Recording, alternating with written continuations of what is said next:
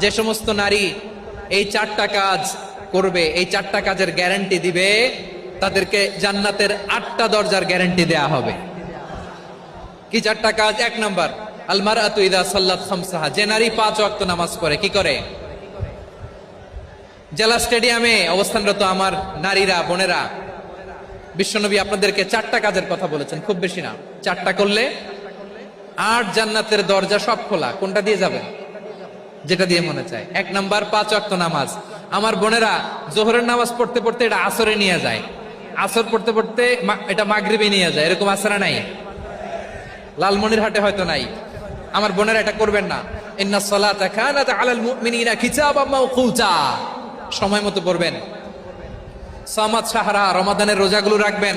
হাফিজাত ফুরুজাহা, যে নারী তার চরিত্রকে হেফাজত করে, তার প্রাইভেট হেফাজত করে, তার লজ্জাস্থান হেফাজত করে। ও মায়েরা, আপনার এই গর্ভ যে কত দামি আপনি জানেন না। আপনার এই গর্ভ থেকে জন্মাবে আগামীর সালাহুদ্দিন আল আইয়ুবী। আপনার গর্ভ থেকেই জন্মাবে ইমাম আল মাহদি আল মুনতাযার। আপনার পেট থেকে জন্মাবে আবু সাইদের মতো বীর সৈনিক। আপনার পেট থেকে জন্মাবে মুগ্ধের মতো বীর মুজাহিদ। আপনি জানেন না কে আসবে আপনার পেট থেকে। সময়টাকে কাজে লাগান, ইসলামকে বুঝেন, মানেন, আমাদের ইসলামিক লেকচারগুলো শোনেন। আমরা যে বার্তাগুলো, ইনস্ট্রাকশনগুলো, দিক নির্দেশনাগুলো আপনাদের খেদমতে রাখি, এগুলো মেনে চলুন।